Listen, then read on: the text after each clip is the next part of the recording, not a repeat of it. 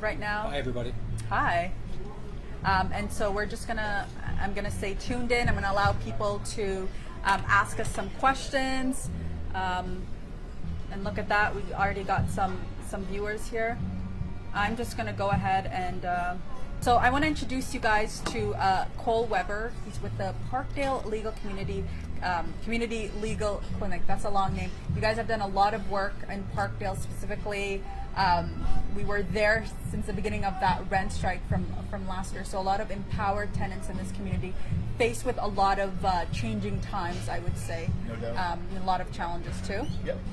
So Cole is here, and we're also joined by Harry Fine. So Harry Fine is a former landlord and tenant board adjudicator. He's Correct. now a paralegal. You work with both landlords and tenants also? That's correct, I do. Okay, so maybe give us some background about what you guys are hoping to get out of this discussion. For me, myself, I know for a lot of our viewers that have been watching our housing stories, I've been getting dozens of emails. Our newsrooms have been getting dozens of emails with people asking us questions about their own personal challenges and issues they're faced with. I think I lost my mic in my chair. Sorry.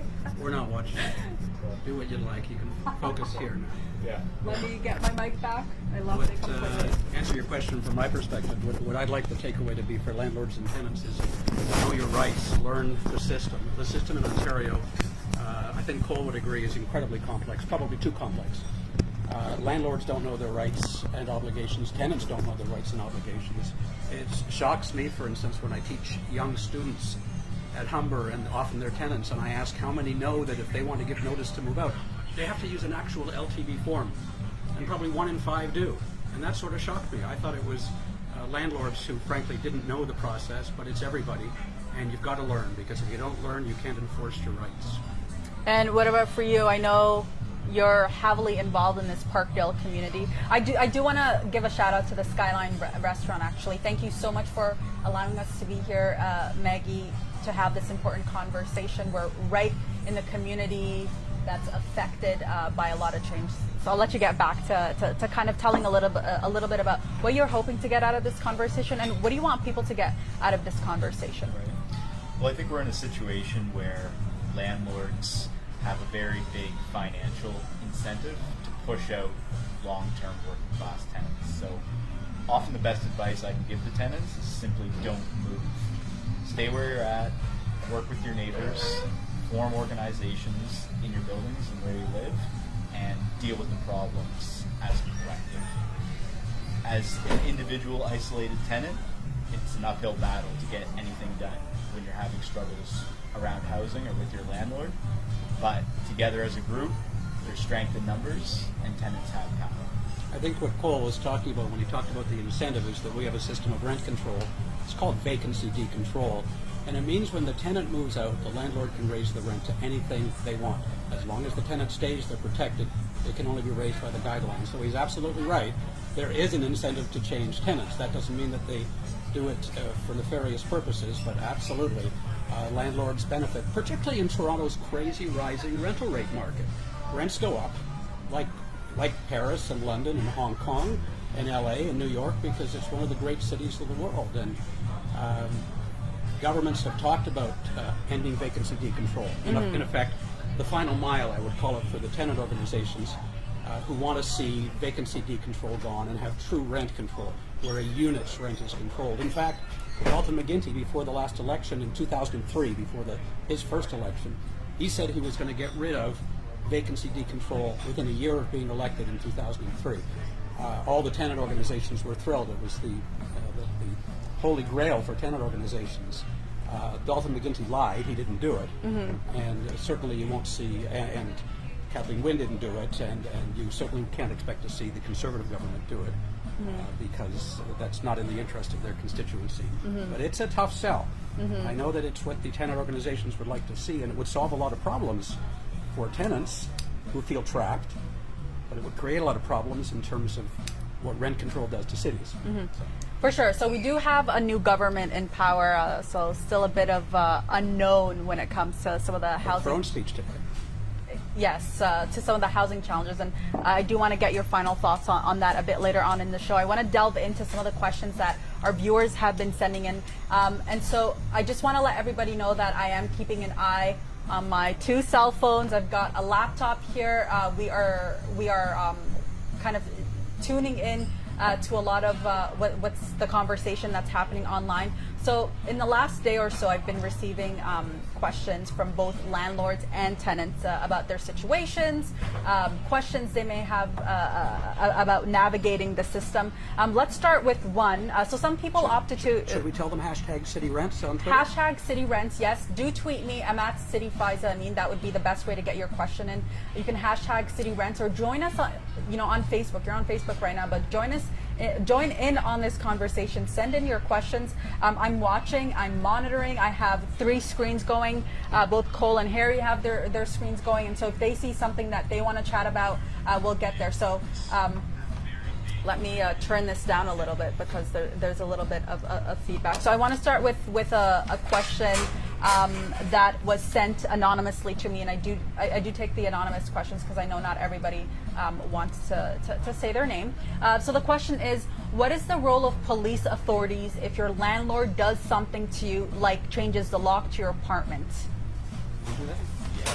You never want to get to the point where your landlord changes the lock. So if you're in a situation where you feel the landlord is trying to get you out, get legal advice. Go to your local legal clinic, or if you're in a position to hire a lawyer.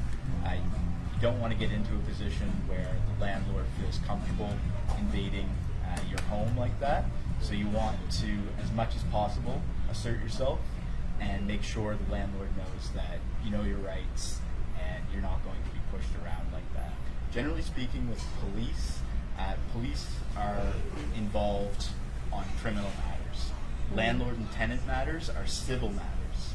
So generally speaking, any issues between landlords and tenants are going to be referred to the correct procedures through the landlord and tenant board. Police generally don't get involved at that level. It's the landlord and tenant board which makes decisions on the relationship between landlords and tenants. What do you say to someone who is in that vulnerable position, no family in the city, where the locks are just changed on them? They have nowhere to go. Maybe Harry, you can add to this conversation I was just also. looking up the phone number as Cole was talking because I wasn't sure of it. A tenant can file an application to the landlord-tenant board. It's called a T2 application, saying I've been locked out. But the problem is that takes a little while to get to the board, even though they expedite those hearings. There's an organization of the Ministry of Housing called the Rental Housing Enforcement Unit. The number, I think, is 416-585-7214. If a tenant is locked out, which is the worst thing that can happen to a tenant, they can contact the Rental Housing Enforcement Unit. They will try to expedite things. They will talk to the landlord, let the landlord know what terrible problems they could be in. The Rental Housing Enforcement Unit can investigate and then enforce through prosecution, enforces under the Residential Tenancies Act.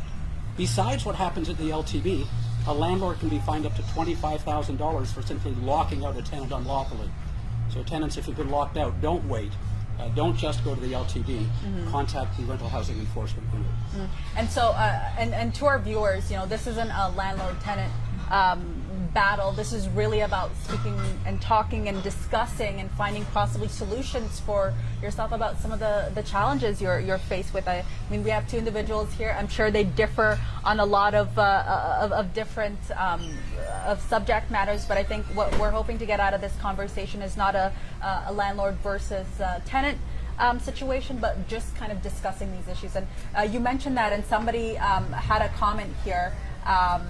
They said that they are a landlord and the tenant changed okay, so he said he's not trying to make this an us versus them. This is CJ, but I am a landlord and my tenant changed the locks on my unit without telling me. It happens on both sides. Both situations are terrible and unfair. How often do these things happen? I don't think you can compare a tenant changing the locks on their apartment door to a landlord putting a tenant out on the street. So that needs to be said first and foremost. You're making somebody homeless versus potentially inconveniencing a landlord. But a landlord has remedies if the tenant changes the lock. The tenant could be subject. It's foolish for a tenant to change the lock. The tenant could start down the spiral towards eviction because a landlord can serve notices and file applications to evict. And the tenant can be charged by the Rental Housing Enforcement Unit for having changed the lock unlawfully. And the landlords If you can't get in, either because a lock's been changed, or the tenant stands at the door and threatens you, for whatever reason like that, you should be contacting the Rental Housing Enforcement Unit, and they're very effective at that. For landlords, I'll say to you, most times you can't get support from the Rental Housing Enforcement Unit because you give crummy, deficient notices of entry. And that's what I was talking about before, education. A notice of entry has to be certain things. It has to have the date and the time and the purpose. It has to be within 8 and 8. It has to have a certain window of time. It has to be served in a certain way.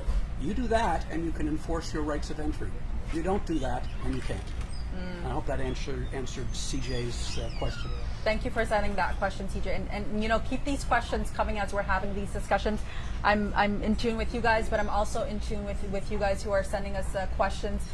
So Riley wants to know, what happens if I paid a water bill of $198 in December? Now the landlord says the bill is $2,000. What can I do? I couldn't have used that much water. Number one, it's important as a tenant to know what services and utilities are included in your rental agreement when you move in. One rule that's important is that the landlord may not withdraw services included in your rental agreement during that tenancy. So a common one would be hydro, where the landlords will sometimes go to the tenant and say, now we want you to be paying the hydro. Hydro is no longer included. If hydro was included in your initial rental agreement, the landlord's not permitted to do that. They would have to go through a board process, and they would have to reduce your rent in order to remove any service that's included in your lease. But in this case, it sounds like the tenant agreed to pay utilities, but is shocked by the amount. If that's the case, I would ask the landlord for proof. Bills shouldn't be like that, and if they are, it could be because there's a water leak that's the landlord's responsibility, not the tenant's. Water can't be that much for that period of time. That's ridiculous. One of the problems, and I see a huge number, as a paralegal, huge number of disputes about utilities. You probably see it all the time too, whether it's gas or water or electricity. And one of the reasons for that, and again, I'm going to trash landlords all day here, because I know, because most of my clients are landlords, they don't have decent leases. And the leases don't clearly state how utilities should be dealt with and other things. Here we have a case where a tenant is saying, the landlord says it's $2,000. Well, what does the lease say? Does the lease say, and it should say, that the landlord will provide the tenant with bills and a summary and a request for payment, and the tenant shall pay within X number of days their share, because it could be an upstairs tenant and a downstairs where there's 1 meter and this tenant is 40%, for instance. Leases have to be clear. Cole and I are both familiar with the new government lease. And we didn't talk about that, and it should have been one of the things we talked about today, because there's a new mandatory government lease. But frankly, in my opinion, and I'm talking to the Ministry of Housing, it stinks. It's a skeleton. It's nothing more than a skeleton, because they tried to make a lease that is a one-size-fits-all document, and in fact, it's a lease that doesn't fit anybody. It doesn't have specificity and detail about anything. Landlords are permitted to supplement that terrible government lease with an appendix of clauses that work for them in their tenancy, including utilities. So if there's a utility arrangement or a parking arrangement or a backyard usage arrangement or a barbecue arrangement or a laundry room arrangement or whatever it is, having a decent lease avoids these disputes. It's not the tenant that creates the lease, it's the landlord. And landlords, you do crummy leases, so stop it. Okay. Speaking of landlords, you worked at the LTB, so maybe you can chime in. I was an adjudicator at the LTB. You can chime in on this one. So Frederick on Twitter says, my issue is the LTB takes a long time to give out a hearing date for non-payment of rent. The meter keeps running on expenses for the landlord, but the non-paying tenant gets so many chances to stay without paying. That's extremely unfair. It is true, and I want to separate what's public policy and what's the law. I don't like talking politics on this because the politics are ugly and divisive. I want to talk about the facts, and it's not just landlords that wait a long time for a hearing at the LTB. It's tenants who wait a long time for a hearing at the LTB. But this is a question about landlords for rent, so let me deal with that. Rent arrears is one of the few legal disputes where the damages, the legal damages, continue to rise during the litigation of the dispute. Usually you go to small claims court, I'm suing you for $10,000 because you didn't pay your bill. The damages are done. So for every day that it takes the landlord to get to the LTB, or every week or every month, the arrears get bigger and bigger. How long is that process, Sure. by the way? Well, it's far too long. It's a 14-day period minimum from the time that the landlord discovers that, or decides to take action by serving the notice to the tenant. The notice just says, please pay, you have 14 days. And we could file an application if you don't. Then the landlord files an application, let's say on the 15th day. Usually they've waited a month before they even start, but let's forget that. They file an application to the board. Depending on the area of the province, it could take, I'll say 4 weeks minimum, average 6 weeks, sometimes 8 or 10 weeks. But it doesn't end there. It goes to the board, there's a hearing. Assuming it gets heard that day, the tenant is given time to pay, even if they acknowledge they owe the money. They're given time to pay, usually 11 days, sometimes more, sometimes a month. So they don't pay, assuming they don't pay.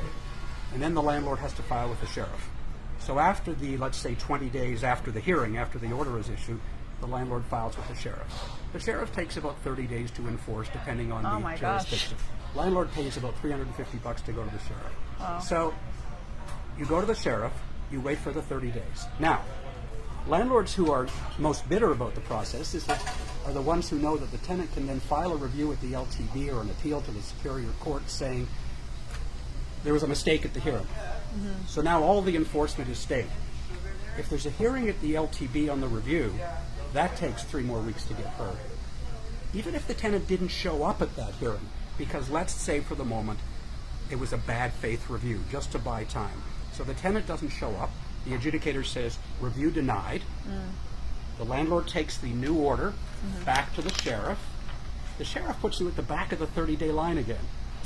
If the tenant files an appeal to the divisional court, it could cost $30,000 in legal fees for the landlord. Landlords are right, it takes too long. If governments want to support tenants and provide low-end housing, more power to them, create more social housing. But landlords are not in the business to provide supports for tenants. It's a business. And in fact, it's a business where certainly if you look in Toronto, condos, almost every condo owner is cash flow negative. Sure, they're making money because condos have been increasing in value.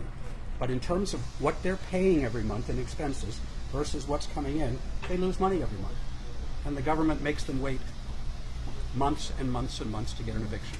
People ask me, should I invest in a condo? And my realtor friends are going to hate me, and they're going to give me hate mail. Don't do it. Don't rent out a condo. You won't make money. It's just a bad investment. And part of the problem is the LTV. The time it takes is horrendous. That's my perspective. Are they Cole has backed a up different at the one. LTB? I mean, They've been So- backed up since for 20 years. 20. The first thing I'd say is that rents are too damn high in the city. Recently, the average rent for a 1-bedroom apartment in Toronto reached over $2,000 a month. So rents are beyond affordable for working class people in this city. So that's the common. Second, despite this, and the Landlord Association in Ontario, the statistic is that 98% of tenants pay their rent on time. So the vast majority of people, despite the fact that rents are through the roof, are actually making those rent payments on time consistently. Now, the main purpose of the Landlord and Tenant Board is to evict tenants. 90% of what the Landlord and Tenant Board does day to day is stamp eviction orders against tenants. So is there a problem?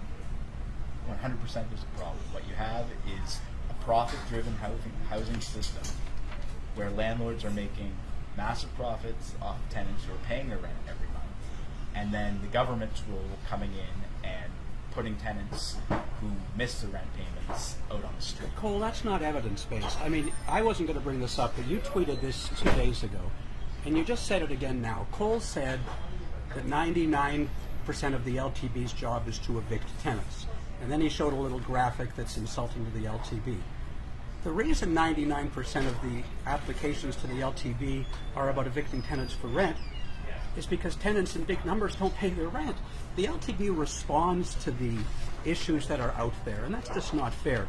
It's like saying the criminal courts are biased against the accused because the Crown brings 99% of the charges. In fact, Cole, when you made that comment on Twitter, one of your own tenant side, one of your own tenant side, one of your own tenant side colleagues, a lawyer, Ben, made a comment that your comment was ridiculous. You have no evidence that landlords are making huge profits. We do have evidence that rates are skyrocketing. I printed this today. I'm not sure if you can see it. This is from the National Post, July 12. I'm reading it through the backwards. Toronto condo rents skyrocketing, supply reduced, critically low levels. Why are rents skyrocketing, and what's happened in the last year? Rents since 2017 have skyrocketed, and I have a lot of condo owner clients, and here's why they've skyrocketed. First of all, Toronto is a world-class city. And Cole, if you go to Paris or Hong Kong or Shanghai or anywhere in the world that has become a world-class city where people want to live, rents are high. But secondly, last year, Kathleen Wynne passed what she called the Rental Fairness Act. Condo owners had historically been able to mitigate big cost increases in condo fees and assessments by the condo because the law allowed them, and it was foolish. It was too long a period. But buildings since 91 didn't have to follow the rent control rules. So if I had a condo and my costs went up, I could raise the rent. I had problems with the entirety of the law, but at least they could not be negative cash flow. And then last year, Premier Wynne extended rent control to all condos in Ontario, all buildings in Ontario. So now they have to follow the same rules. So if I have a condo and rents went up in 1.8% in 2018, they're going up 1.8% in 2019. My condo fees go up 6%. Next year, 6%. Next year, 7%. That's 19%. My rent in that same period goes up, let's say, 5.4%. I'm 14% behind in 3 years. So landlords now, when they're renting to a new tenant with vacancy decontrol, tenant moves out, new tenant moves in, landlord thinks, my goodness, how am I going to make sure I don't suffer this big downfall when you move in? You could be there for years. So they up the rent. Now, landlords in condos can't even make an application above the guideline if they're paying for the utilities, and you're my tenant, but the utilities skyrocket and the landlord pays. They used to be able to, and last year Premier Wynne took that away. Utilities went up more than any other cost because of the Liberal government. Good policy or bad, I'm not suggesting either. I'm just suggesting that there was a way for landlords when there were extraordinary increases, like utilities, caused by whatever, to keep up with it. And Premier Wynne took it away in the Rental Fairness Act for condo owners and all owners.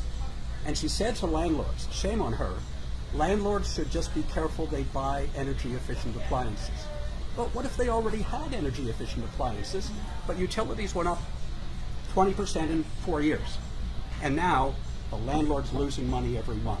So if you want to look for why rents are so high, it's because landlords are scared out of their minds. They need to set the initial rents high because they know the guideline is too low. They can't do above guideline applications. And condos, which are the new rentals, have much higher increases than the 1.8% that is the guideline. They don't really have a choice. Premier Wynne increased rents in Ontario. I just want to give Cole a chance to, absolutely, to add his. But let's hear facts, not things like landlords are making a boatload of money. So So right now in East Hamilton, there are over 100 tenants, working class tenants in Stony Creek who are on rent strike against Interrent REIT.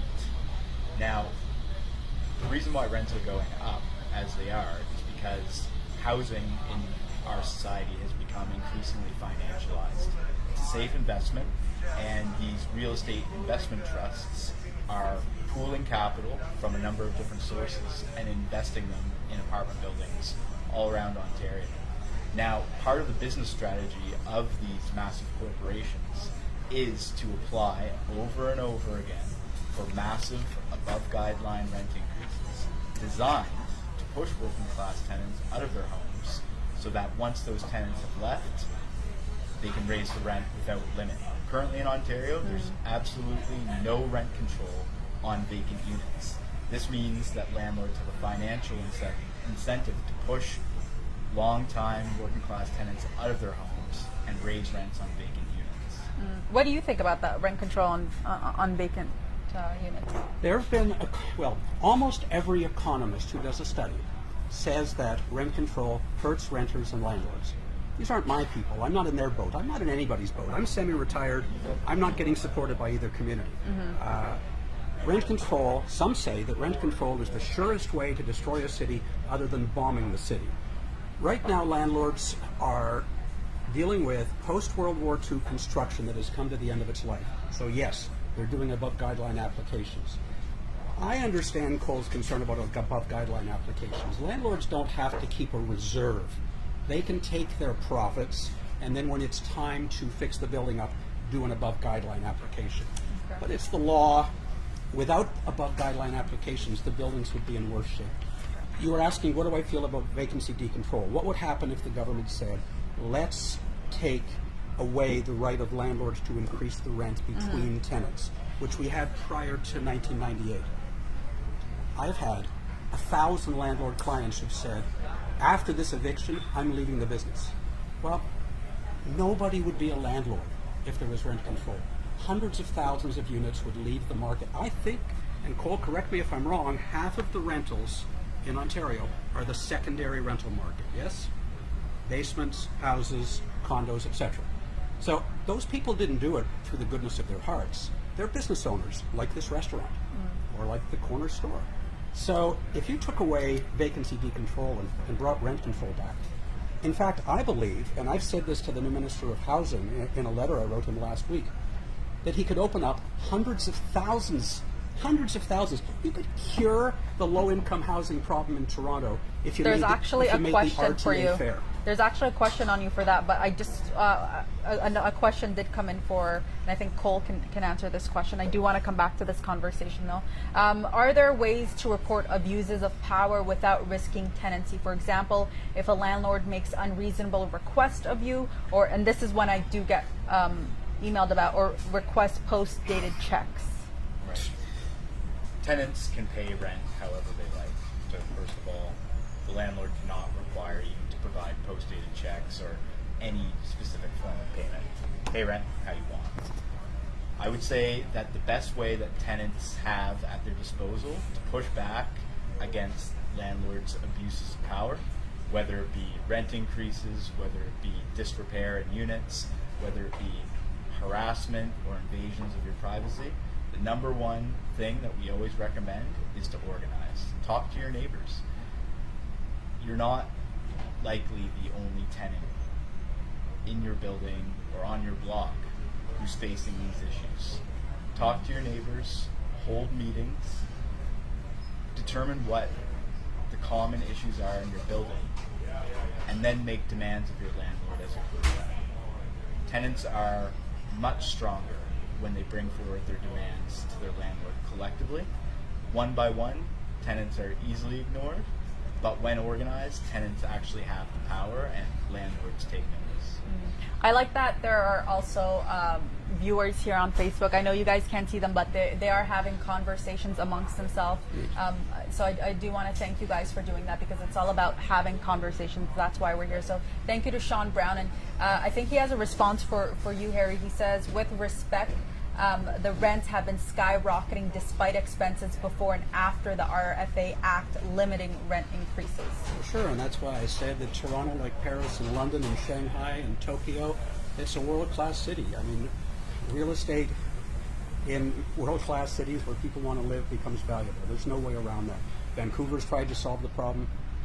It's been unsuccessful. Toronto's tried to solve the problem. Been unsuccessful. Premier Wynne tried to solve the problem. It pushed rents up higher. So I agree, rents are crazy. I have 2 sons, and I wonder how they're going to buy a place. I mean, when an entry-level house is, $1.3 million, when a 1-bedroom condo is $2,000, I don't know how millennials today will live. It concerns me greatly. Yeah. But I don't like to see people point to the landlords and say, greedy landlord.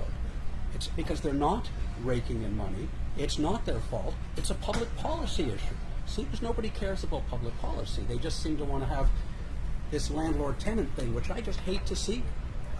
In my since I started at the LTB, in my 17 years experience, I've seen great landlords and great tenants, terrible landlords and terrible tenants. You just forget that. What public policy is going to bring around more housing for tenants that's affordable?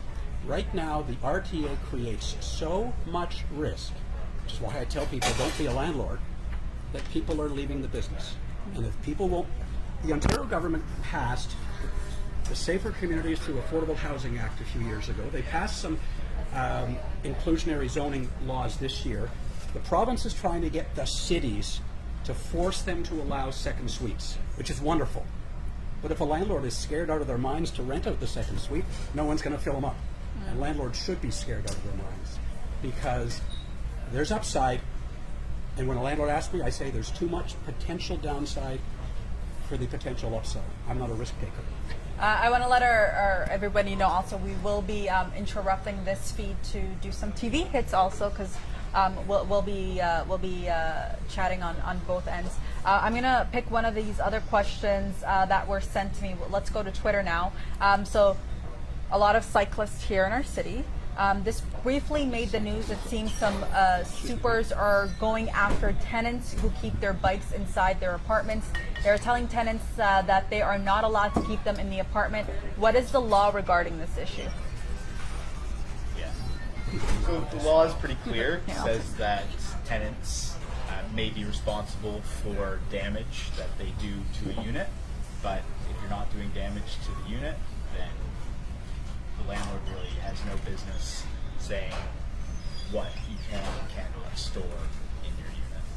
I think something that Cole and I agree on is that far too many small landlords are paternalistic and get into their tenants' lives. It's a business, and you shouldn't get into their lives. It's none of your business what the tenant does. The landlord has remedies at the landlord-tenant board if the tenant does damage, but get out of their lives. Okay.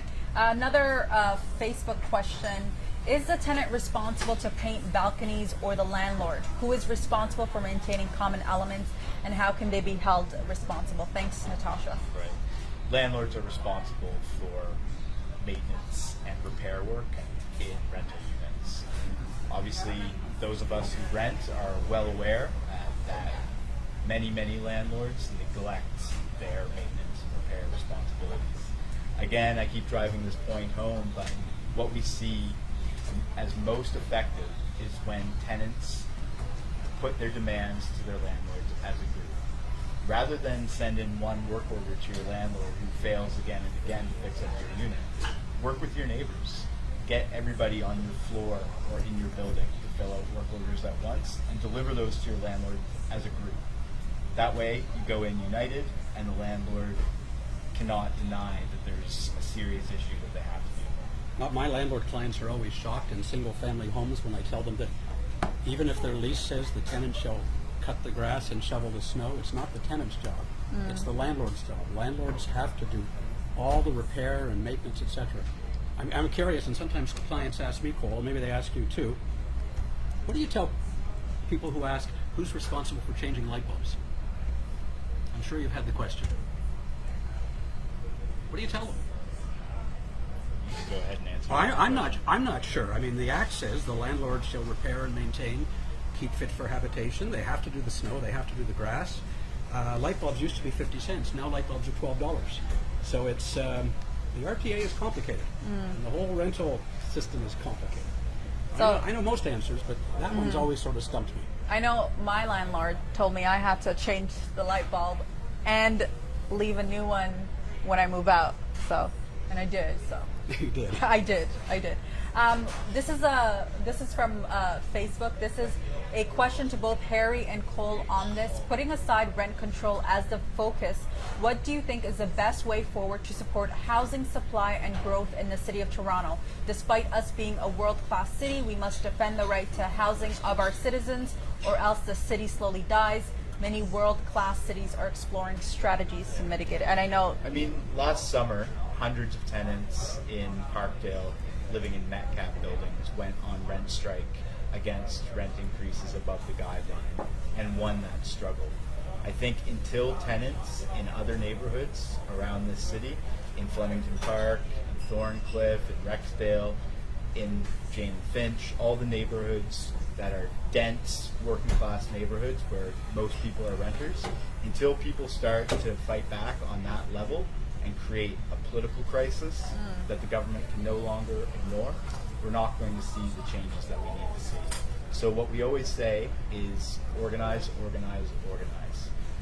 Organize in your building, get your neighbors together, and start to fight on the level of directly dealing with the problems that affect us most.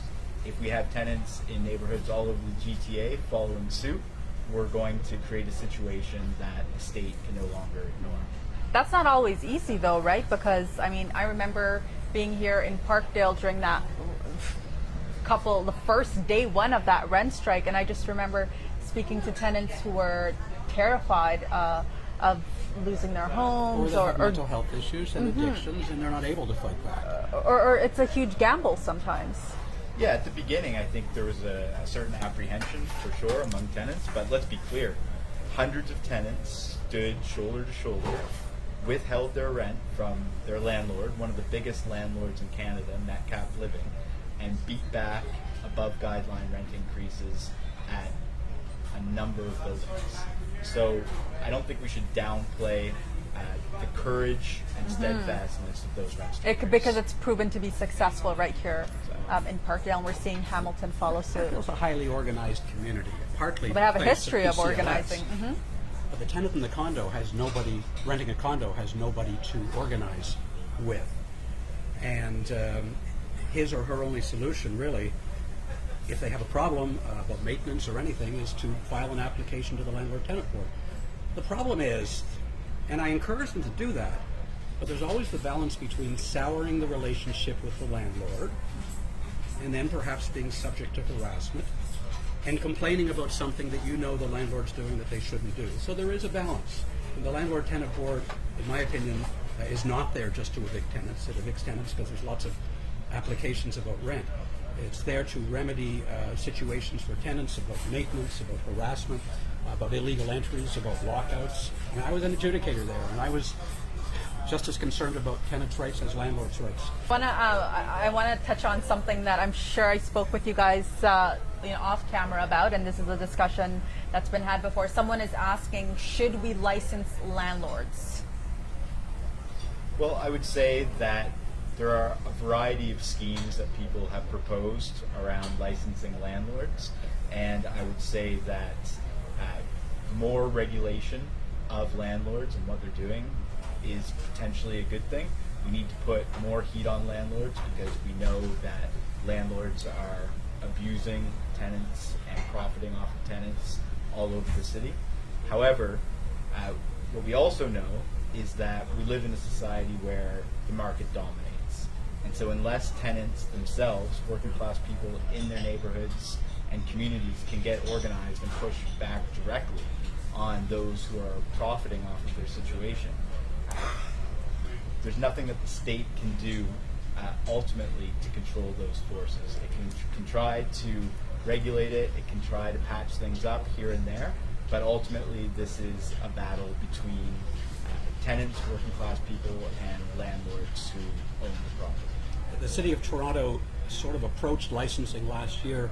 What they ended up doing was they have a system either through zoning or bylaws where buildings that are, correct me if I'm wrong, at least 3 floors and at least 10 units are now governed by this new regulatory system where they have to report to the city on maintenance contracts, pest control, have professionals do work. I thought it was a good start, but it doesn't help the small landlord. It doesn't help the tenant against the small landlord. Do I like licensing? No, I think it's a money grab by the city.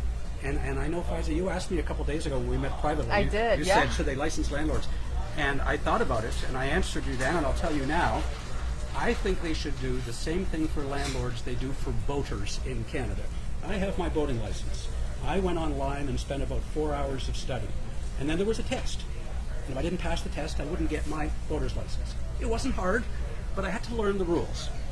And once I learned the rules, I was free to go out and boat. I would love to see the government try to force education on landlords. God knows I've tried. I do a lot of teaching. I teach groups, organizations, individual landlords. I teach through my YouTube channel and I have some webinars online. There's my plug, okay? But if the government created a system of education, it would do more than anything because people just don't know the rules. Do you think it would deter people from getting into the business in the first place? And that's fine. You know, too many people think it's just an investment. It's not. It's a business. And I said this to you as well the other day when we met. I don't know any business in the world, I'm pointing at you again, landlords, where the customer has more knowledge than the business owner about the business. It's perverse. It's wrong. You need to understand it's a business. You can run a hobby like a business, but you can't run a business like a hobby, and that's what many landlords are doing. So shape up. Affordable housing is obviously one of the biggest conversations in the city of Toronto right now. And so T on Twitter T on Twitter says, it's not the landlord's job to provide affordable housing. Landlords take on high risks. If they can't make money, they will sell. Rental units decrease. Rent control hurts all in the end. Landlord can't charge whatever they want, only what the market will bear.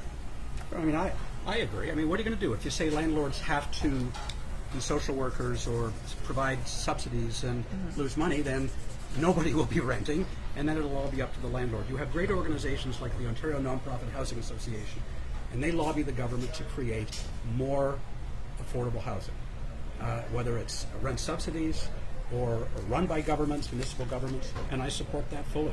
The government is so disingenuous. They say they want housing, both the federal and the provincial governments. They say they want more affordable housing, but they don't do it. Instead, they expect the private sector to do it.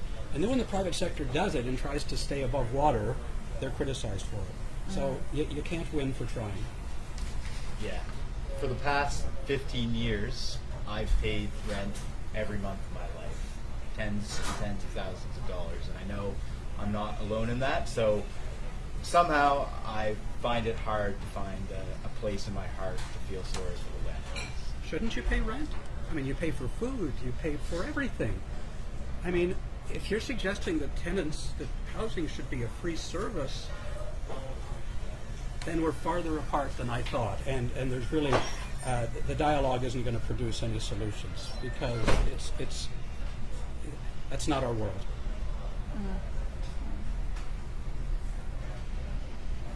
So we have a TV hit coming up in about 4 minutes. I might interrupt you.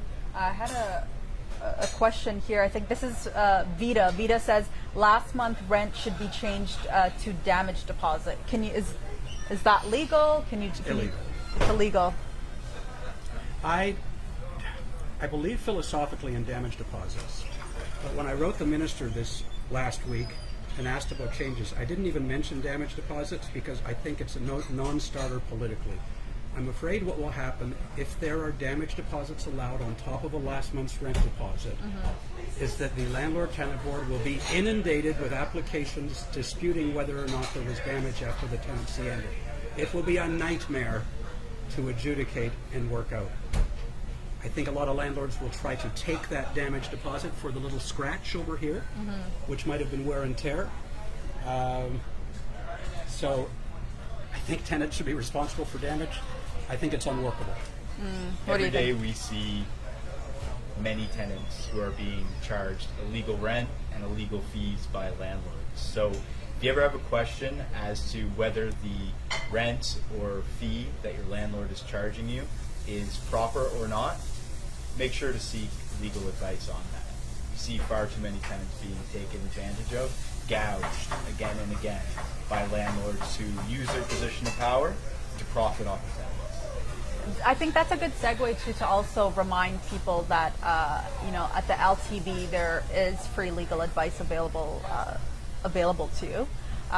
If you do have those questions, you can always go there, have a conversation with someone, and get some more information. Someone's food is ready. Get some. There is legal advice for tenants. Yeah. Provided by through Legal Aid Ontario, but not for landlords. Just to be clear. And someone did tweet me that question. Actually, they said, I mean, I can't find the question, but it did say it is unfair that tenants do have access to that and landlords don't. But is there a tax write-off for landlords, who do seek out their own? So just to be very clear, Legal Aid Ontario provides limited services for the most low-income tenants. The eligibility criteria to be represented by legal aid is extremely low. So many tenants, tenants who are working full-time and making that kind of an income, are likely not going to even be eligible for legal aid. You're talking about clinic support. I think the question was I think the that the LTB's suggestion tenant that every tenants are tenant getting a gets- free ride while landlords Let's are let being Cole finish. that tenants are getting a free ride while landlords are being excluded is a little bit disingenuous from my friend here. Cole is incorrect. Tenant Duty Council, provided through the Advocacy Centre for Tenants Ontario, funded by Legal Aid Ontario, is available for every tenant for summary legal advice before every landlord-tenant board hearing. But Cole they is- don't go inside Cole- the hearing with you, right? Sometimes they do. Well, yes, they do sometimes, but they're not supposed to. Most of the times they don't. Cole was talking about, and it was misleading, he was talking about what happens at the clinic level. Landlords, I should also say, have a legal aid funded clinic called the Landlord Self-Help Center. Not on site at the landlord-tenant board, but they can call and get free summary legal advice over the phone at whatever their phone number is. Yeah, my friend here is taking a line that many landlords do, which is that tenants are essentially pampered and spoiled by government services. I think it's. Oh, I never said that. I think I it's said a it's little bit available. funny considering that landlords essentially sit and collect your rent check every month I can't call while until you I've paid it. work hard every day just to pay that rent. Well, clearly, I never said there was pampering. I corrected your misinformation. Cole, this is a show where we're talking to tenants and landlords, trying to let them know the framework, the playing field in Ontario for landlords and tenants. If you want to be political and just talk about your position and posturing, no one's going to learn anything. You said that that's only available for very low-income people, and it's just not true. And that's all I pointed out. So please don't tell me that I've postured or whatever your word was. But so there is. I just kind of wanted to let people know that there is that help available at the LTV. Though those people do not go inside the hearing. Occasionally they do, for simple things like adjournments. If you're a tenant, usually. always get legal advice before you go before the landlord, for sure. Hi, welcome. We've been having a Facebook chat that started at 5 o'clock. It's something that you've been asking for. We're chatting about landlord-tenant concerns, housing issues, and this came about because we've been getting so many emails and questions from you. We thought, hey, why not invite some of the people who deal with this on a daily basis? We're inside Skyline Restaurant. I'm joined by Harry Fine. Harry Fine is a former landlord and tenant board adjudicator. He's now a paralegal. We also have Cole Weber here from the Parkdale Community Legal Clinic. So we've been taking some of your questions. Hashtag city rents, a question that came in, of course, the hot topic in the city, housing affordability. We have one individual on Twitter saying it's not the landlord's job to provide affordable housing, but we're in Parkdale and we know this is a real issue here. Cole, what's your take on that? The main thing to say to tenants is don't move. The landlords have a huge financial incentive to push you out of your home, and they're going to use all kinds of strategies and tactics to do so. Fight back.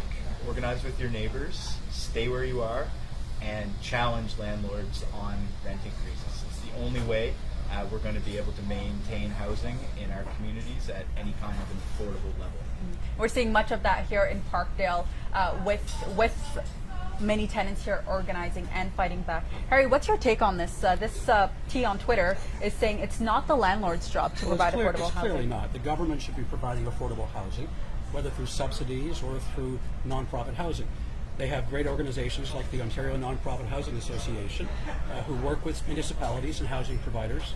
But if landlords are asked to be losing money on rentals, if they're asked to be negative cash flow, if they're asked to do the Lord's work, so to speak, there's going to be no rental housing at all. There has to be a profit motive, as there is in every business like this restaurant we're in. The government needs to do its job. Trashing landlords for being in business, I just don't understand it. Cole, so do you feel that the government has a role to play here too when it comes to affordable housing? I think more and more tenants are going to have to take the lead. Working class people in their buildings, in their neighborhoods, are going to have to band together and fight back directly against both the landlords and the government. Perfect. Thank you. So this is two very different perspectives from two very different people. We're continuing this conversation on Facebook. Remember, we're taking questions from landlords. We're taking questions from tenants. You can tweet us. You can Facebook us. We're live. We will continue to be live. You can hashtag CityRents. If they're engaging with you, if you're just joining us now, we're holding a Facebook Live inside Skyline Restaurant here in Parkdale, and I'm joined by Cole Weber, who's with the Parkdale Community Legal Clinic, and Harry Fine. He's a former landlord tenant board adjudicator, and he's now a paralegal. You work mostly with landlords, but you also work with tenants. Also, he's also an educator. So we've been hearing questions that have been coming from you, and it seems like a lot of people want to talk about affordable housing. And Cole, feel free to do the same also. One of the things that I find that my clients or groups that I teach talk about a lot is the difficulty they have in terms of the responsibilities the government's put on them through the Ontario Human Rights Code. We all know that the Human Rights Code does and should apply in selecting tenants, but there are sad cases I see at the LTB where very sad cases of mental illness occur, but then landlords in effect become their brother's keeper, become social workers. The tenants are in their own homes, they can't evict, the tenants are engaged in dangerous behavior.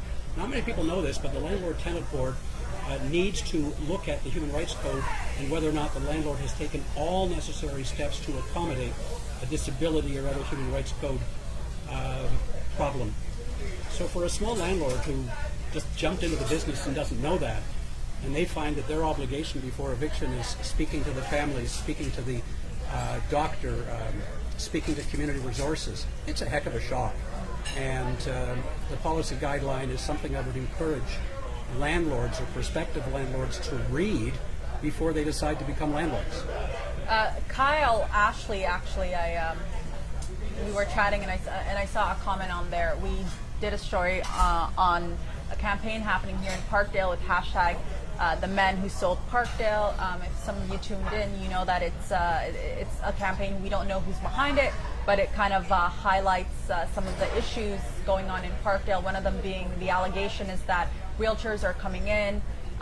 They're targeting landlords, allegedly. One specific named realtor. One specific named realtor. I've heard from others that it's more than one realtor also, but it seems that this one realtor is the face of this campaign, and the allegation is that these realtors are coming into Parkdale. They're targeting low-income housing.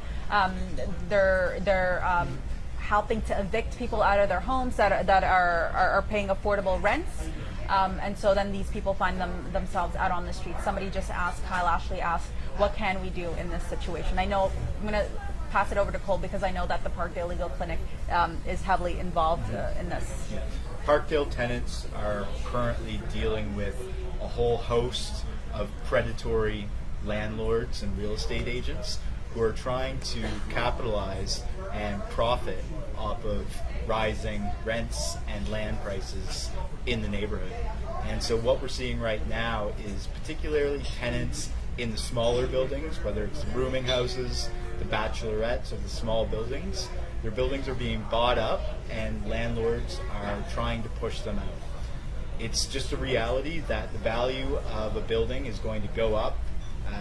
The amount that a landlord's going to be able to sell a building for is going to go up once those tenants are out, because a lot of tenants are long-term tenants who are paying what landlords like to call below market rents that are actually affordable for people in this neighborhood. So whereas apartment building tenants in Parkdale have had considerable success in beating back rent increases above the guideline, rooming house tenants have had more difficulty. They don't have that immediate strength in numbers available to them. So what we've been saying to people is get organized in your building, even if there's 20, a dozen, even 5 or 6 of you. Talk to each other, get organized, and start to link up with your neighbors across this neighborhood. Because if we bring rooming house and small building tenants together across the neighborhood, we can put together the numbers that we need to actually push back against these predators. And Harry, we've had this conversation. You know a little bit about the story and what we've been working on, and you know about this campaign. I asked you this question then. Is this illegal or is this unethical? From everything I know, it's not illegal. People are buying up properties.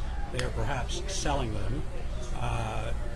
When they buy them, they're trying to have tenants turn over so that they can get higher rent tenants and then sell the place for more money. Is it unethical if the people living there are marginalized, have mental health issues, have addiction issues? Is it morally reprehensible? Absolutely. Is it illegal to buy a place, sell it? Is it illegal to offer the tenants money to leave? Absolutely not. Because that's one of the And allegations that's we what I heard hear too. is happening.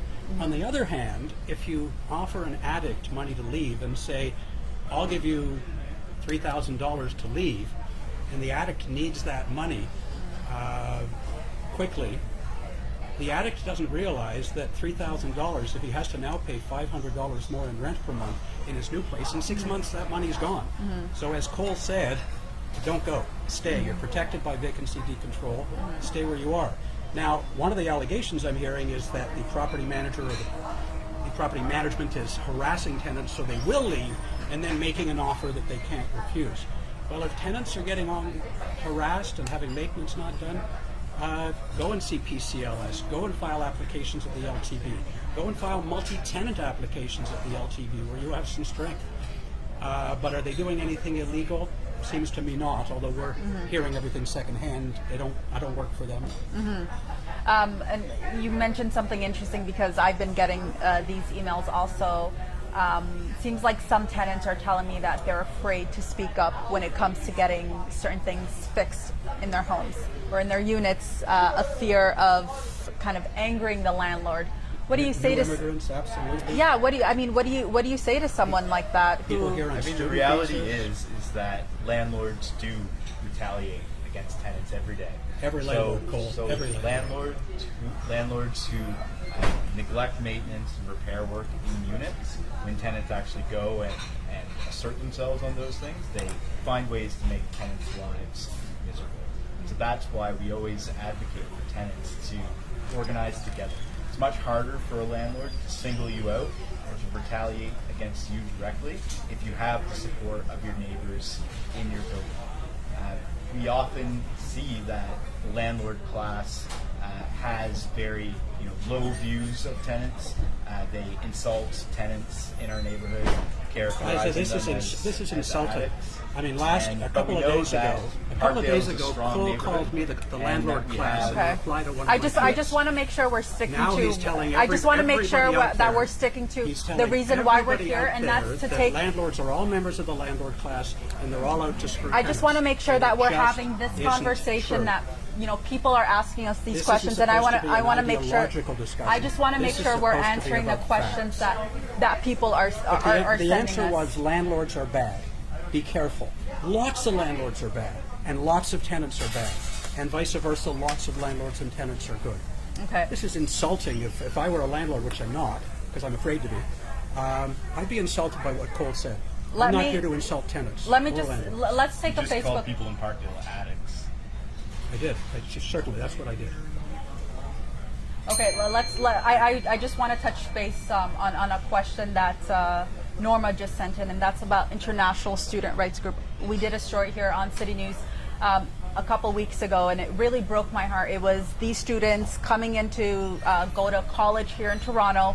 They rented out a home, and they believed that it was a rooming house. They Illegal believe that, rooming house. and they believe that they get a unit. They paid their deposit. They come to find out. Actually, David was there with me too, and so literally dozens of people on the front of the home, right? One after the other. Just coming in. We saw people coming out of the taxi It's not a cab. landlord-tenant issue. That's a fraud And so, issue. well, I just, it's just because a question was asked to me. So what tips do you have for international students who are looking to enter the market? We know that you can rent rooms and homes from not a whole bunch of different websites, word of mouth. So what tips do you have, and what tips do you have, Cole, for international students coming into our city? I was telling Cole earlier, I've got a client right now who's an international student from China, and she's being, I think, victimized by the landlord here, who knows that she's an international student, doesn't know her rights, doesn't speak the language, so he asked for all sorts of things up front, a full year's rent up front, an illegal deposit. I think international students get victimized more than just about anybody. There is the South Asian or the Asian Community Legal Center. There are legal clinics for people of all sorts of different languages. And I look at this terrible tragedy in Scarborough a month ago when an 18-year-old Chinese student from China died in a fire. And this is what happens when the city they decide to outlaw rooming houses instead of supporting rooming houses and licensing them. The NIMBYs who are out there saying no rooming houses, who are preventing the government from opening up thousands of suites, safe suites, are doing a lot of harm. And it's costing people their lives. Cole, what advice do you have? You work with tenants. What advice do you have for these? It's tough. All I would say is if you're from out of town and you're looking to rent a place, try to find somebody reputable who you know and trust on the ground locally who can help do some of that legwork for you. Unfortunately, we live in a society where housing is set up as a commodity and is based on profit, and it produces these exploitative and predatory relationships between landlords and tenants, and people who are going to go out and try to exploit you and rip you off because you're trying to fill a basic need, which is a roof over your head. And to be clear, you're not saying all landlords are bad. I mean, there's a lot of great landlords, there's a lot of great tenants, and so they're on both ends. I'm saying that we live in a system that produces exploitation and predation on working class people around their basic needs, including their need for a roof over their heads. Liza, he can't even say that not all landlords are bad. Look, every day we're bombarded with ads for soft drinks for kids. That's predatory. We're bombarded with ads for McDonald's and Burger King. That's predatory, getting the kids fat and unhealthy. It's the society we live in. But the invective towards landlords that Cole is demonstrating is just, it's not getting us anywhere, Faiza, and it's not what I thought the purpose of this discussion was today. Okay. Can I ask you guys a question from David? And so, if I can read this for you guys, and I'd love to have your take because he just messaged me over Twitter and said, please ask my question. Yep. With the 795 College Street case, so we see that RTA/LTV have no real way of stopping the renoviction business model, as they can't reinstate the rightful tenants if new tenants have been moved in, and any fines levied mean little to developers who are doubling or tripling the rent. With Ford in office, and I do want to get into that a bit later on, we're unlikely to get help with updates to the RTA. Is there anything the city could do to close this loophole? Right. Well, we'd certainly welcome any moves by the city to crack down on landlords who are trying to push people out of their homes on the basis of renovictions. But again, the main thing that we would always say to anybody who's received an N13 notice, whose landlord is trying to renovict them, to push them out in order to renovate their apartment, is do not move. Once you've moved out, you have very little recourse. But if you stay and work with your neighbors, there's a lot that you can do to push back against what the landlord's trying to do to you. I agree when tenants get N12s and N13s, they should not move. It says right on the notice to the tenant does not have to move, and if the landlord wants to file an application, they can. And you should hold the landlord's feet to the fire. A lot of these renoviction, for those of you who don't know what that means, is a tenant can receive a notice that the landlord's doing extensive renovation. The tenant has to move out for the duration of the renovation. The tenant has a right to move back in. The landlord has to advise the tenant when the work is done. The tenant has a right to move back in at the same rent. So often it's used to evict a tenant, hoping they'll never move back, renovate the unit, raise the rent. Tenants should go and hold the landlord's feet to the fire at the LTB. I want to take issue with the word loophole that I see a lot of times used from tenant groups talking about vacancy decontrol, and you used it to talk about just now renovictions. Well, I read it. Sorry, you read it. I read it. Well, David, I'll speak to David then. A loophole is something that is inadvertently in the statute, in the law, that nobody anticipated. It's not a loophole any more than vacancy decontrol is a loophole. It's public policy. The legislature debated this. There was an election, many elections. They drafted statute, and it's public policy. So let's just get rid of this idea that these things that remain for the tenant groups to win are loopholes. They're not. They're public policy. Let me ask you the follow-up question before I lose it, because I've been losing a couple one. Charles says, yes, 795 is unique, but how do we support reno some very old and unsafe aged buildings? Do we just allow unsafe slums to go? So Right. how do we find like a happy medium between So, you know, tenants and to be landlords? clear, 795 College is definitely not unique. You see landlords using N13 evictions to push tenants out in Parkdale and all over the city. It's certainly not an isolated incident. Landlords are responsible for maintenance and repair work in units. Instead, what we see is landlords neglecting their responsibilities and then turning around and serving tenants eviction notices saying that they have to do extensive renovations. So the more tenants can hold landlords to account for their responsibilities, the better positioned tenants will be in defending against potential evictions. Suggesting that it's maintenance not done that causes N13s, that's an outlier. N13s are for when a landlord's gutting a building. They're putting in new piping because it's too old. They're getting rid of aluminum wiring because it's dangerous. They're upgrading the building from a fire safety perspective, so putting in new drywall. I did a building about 5 years ago in East York. There was 96 tenants in some low-rise buildings where the landlord gutted the properties. So Faiza's question was, how do we David's question was, not Faiza, David. How do we update the buildings? Well, this process, David, allows the updating of the buildings. Tenants had a right to move back. Now, I get it. It's not easy to move back because 3 months later or 6 months later or a year later, you've moved on in your life.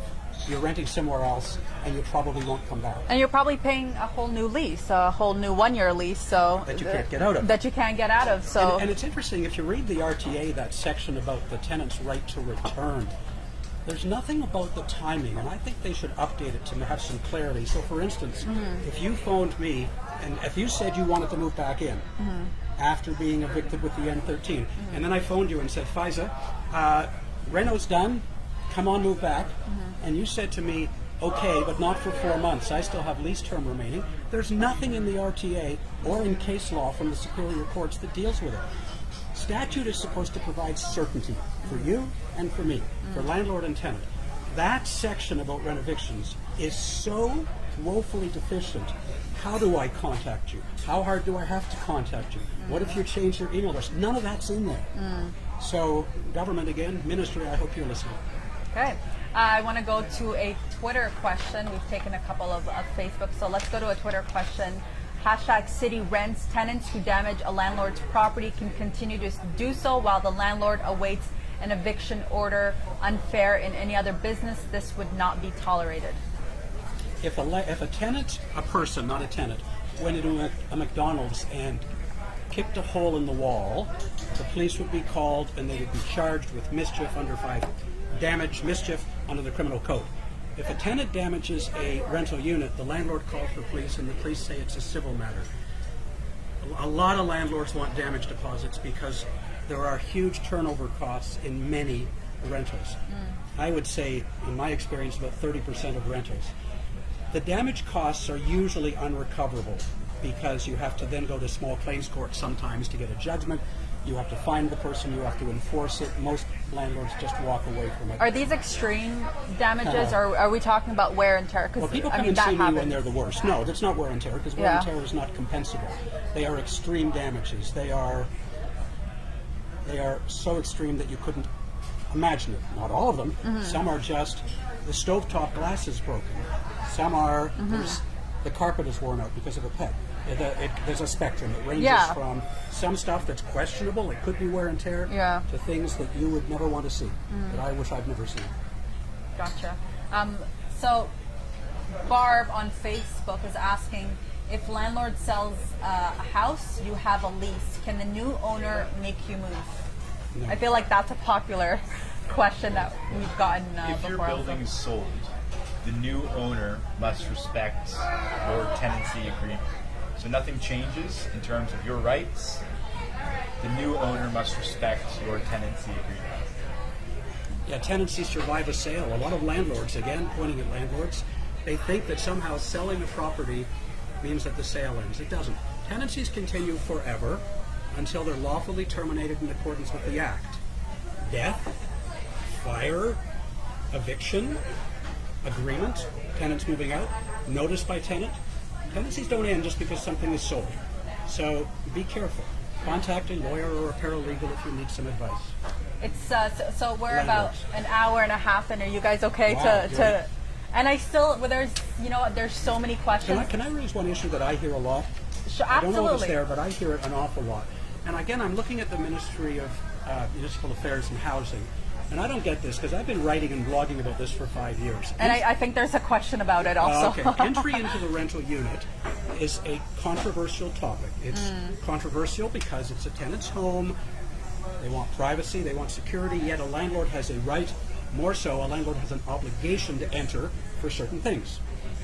If a landlord, Ministry, I'm looking at you, if a landlord lives in Oshawa and has a rental property in Burlington and wants to change the furnace filters on the weekend, the landlord has to drive from Oshawa to Burlington on Thursday or Friday, put the notice of entry in the mailbox or under the drawer, drive back to Oshawa, come back on the weekend to change the furnace filter. Now, he can knock on the door on the Thursday when he's in Oshawa, but if the tenant's at work or the tenant says, no, you can't come in, notice is for Saturday, he has to go home and come back. The RTA and the RTA's rules allow service by giving a notice to your person, where mail's delivered, under the door, and by fax. Government, are you listening? This is fax.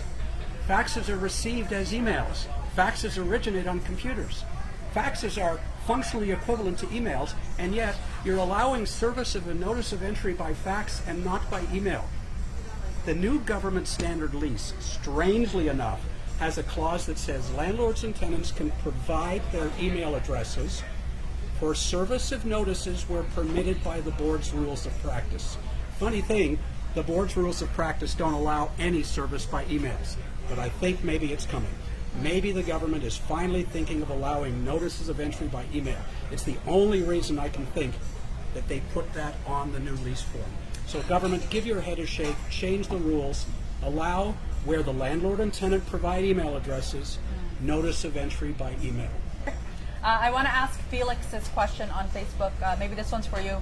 Bring LTV notice processes in the 21st century. Why can't we not email our tenants notices? Well, that's sort of the same question. If I think the government should start with emailing of notices of entry. I want the government to see that the world will not collapse if notices of entry are served when the landlord and tenant have provided each other their email addresses. I don't know what the big deal is. You're getting your fax, which is permitted, on your phone anyways. I agree with Felix. Notices of entry, particularly where they've given their addresses, particularly if you can get a read receipt or an acknowledgement by your tenant saying, I got your notice, should be absolutely allowed. You think we'll see a day where we can Absolutely. email the LTV instead of... Absolutely, it'll come. It's just so far too late. So I want to ask a question from Aiden. What should I do if there has been water damage in my son's and my room from the unit above me for about 3 to 4 years and my landlord has not fixed it?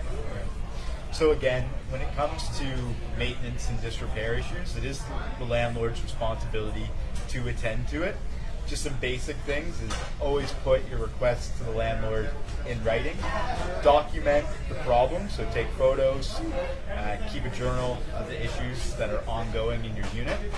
But again, chances are, if you have a problem in your unit, you're likely not the only tenant in your building or in the property that's dealing with disrepair.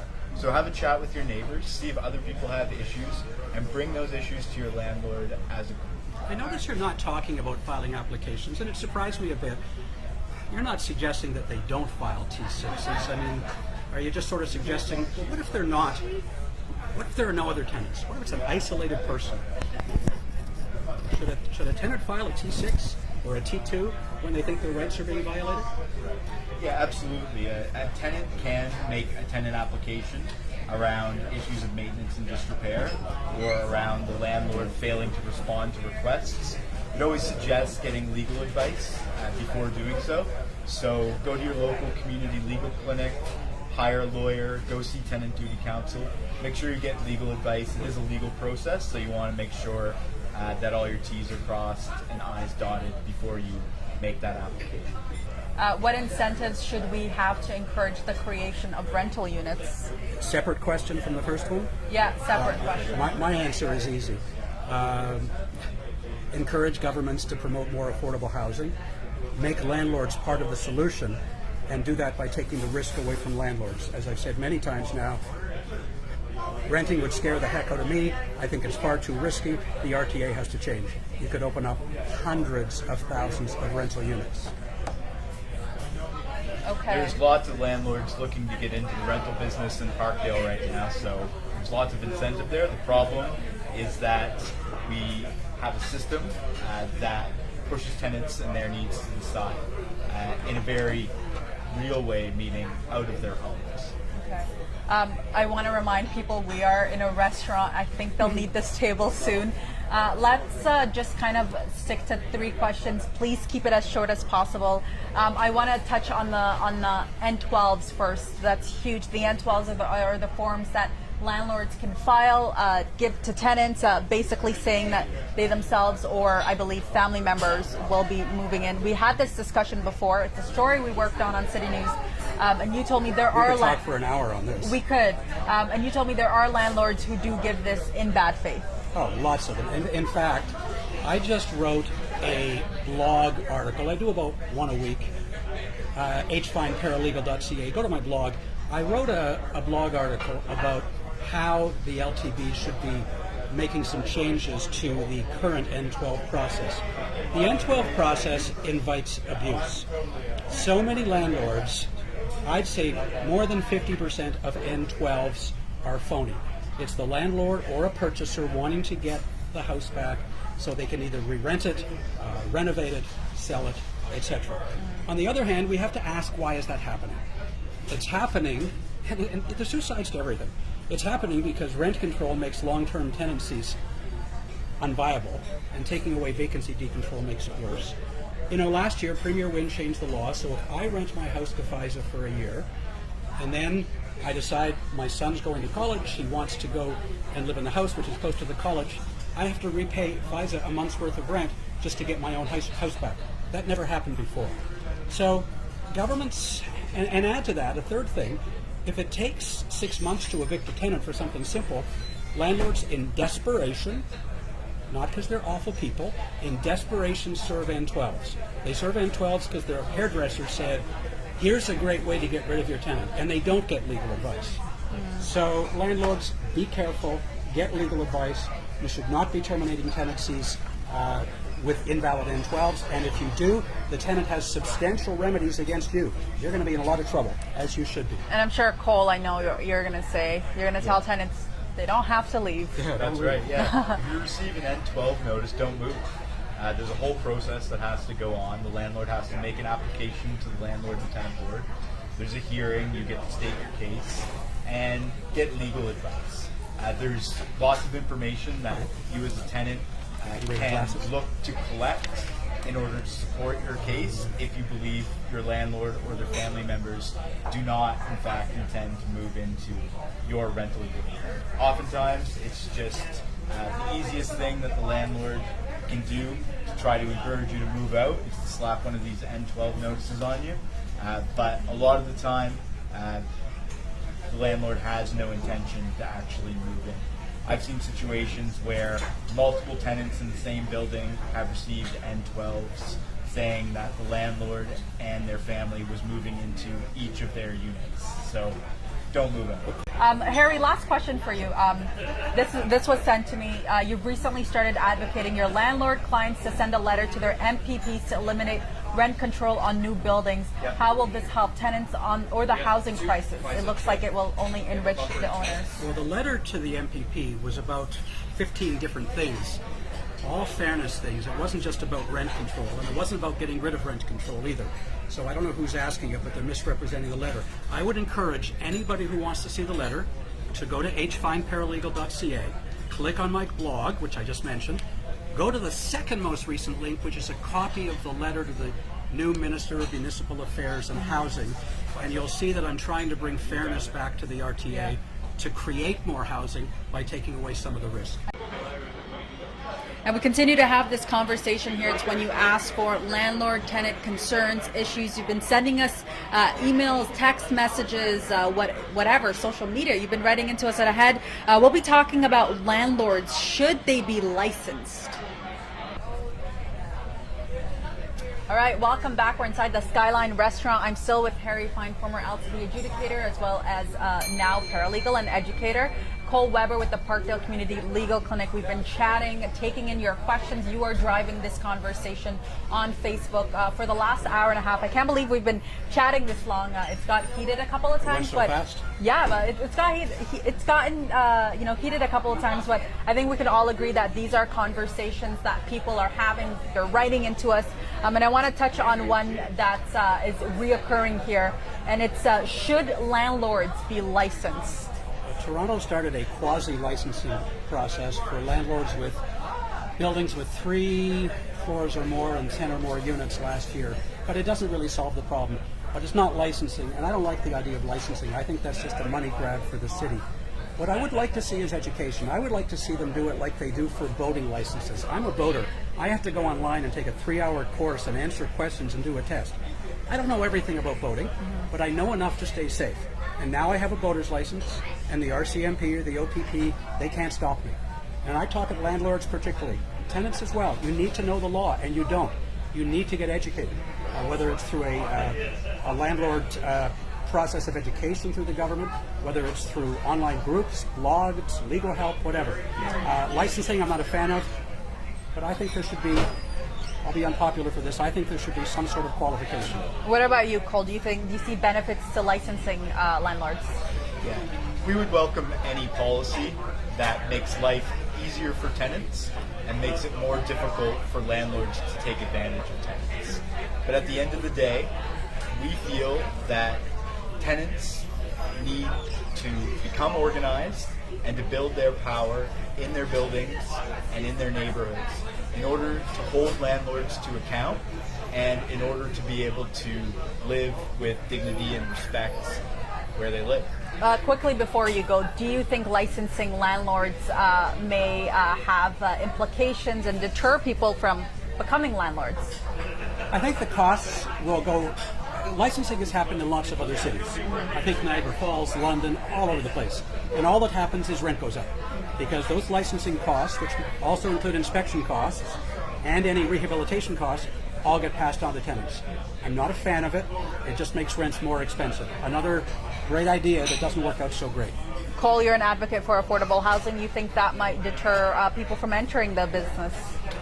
I think that regardless of what regulatory schemes are in place, we live in a society where housing is sold as a commodity, where people are making money off of people's basic needs, and at the end of the day, tenants and working class people need to assert their rights. All right, our thanks to Cole, Harry. We're going to continue this conversation on Facebook. Thank you to the Skyline Restaurant. Thank you to Maggie and her brother Jude for allowing us to be here.